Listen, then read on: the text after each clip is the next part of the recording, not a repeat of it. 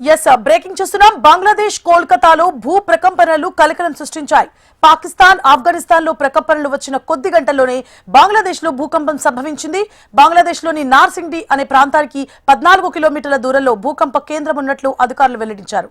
ఉదయం 10:08 బంగ్లాదేశ్ లో ప్రకంపనలు ప్రారంభం కాగా కోల్కతాలో కూడా భూమి కంపించింది. రిక్టర్ స్కేల్ పై 5.7 తీవ్రతగా నమోదైనట్లుగా అధికారులు తెలిపారు. 30 సెకండ్ల పాటు భూమి కంపించడంతో పలు ప్రాంతాల్లో భవనాలు కుప్పకూలాయి. కొన్ని భవంతులు స్వల్పంగా దెబ్బతిన్నాయి. ఇళ్లలో ఫర్నిచర్లు కూడా కదిలిపోవడంతో ప్రజలు భయాందోళనతో పరుగులు తీశారు. ఇళ్లు, భవనాల నుంచి బయటకొచ్చారు. ఇప్పటి వరకు భూకంపం కారణంగా 6 మరణించగా 50 మందికి గాయాలయ్యాయి.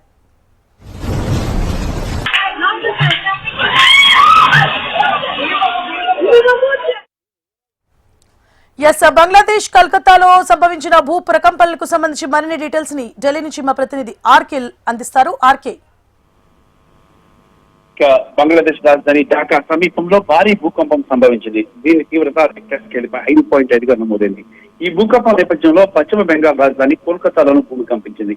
అమెరికాకు చెందిన జియోలాజికల్ సర్వే ప్రకారం భూకంప కేంద్రం బంగ్లాదేశ్ లోని నర్సింగ్ నుంచి 14 కిలోమీటర్ల దూరంలో ఉంది.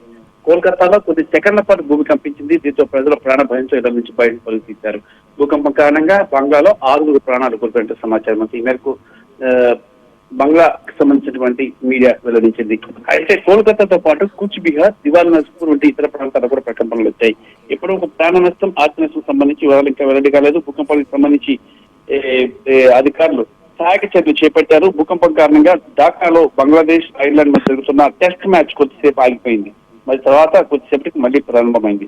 అయితే ప్రస్తుత పరిస్థితి మాత్రం అక్కడ చూసుకున్నట్లయితే మాత్రం కొంత భయానకరంగానే ఉండాలని చెప్పాలి.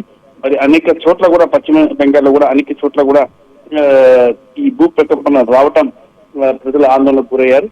అలాంటి ప్రాణ నష్టం అయితే కోల్కతాలో లేదు, కానీ బంగ్లాదేశ్ లో 6 చనిపోయినట్లు ఇప్పటిదాకా సమాచారం అందుతుంది. Right, thank you for the updates RK.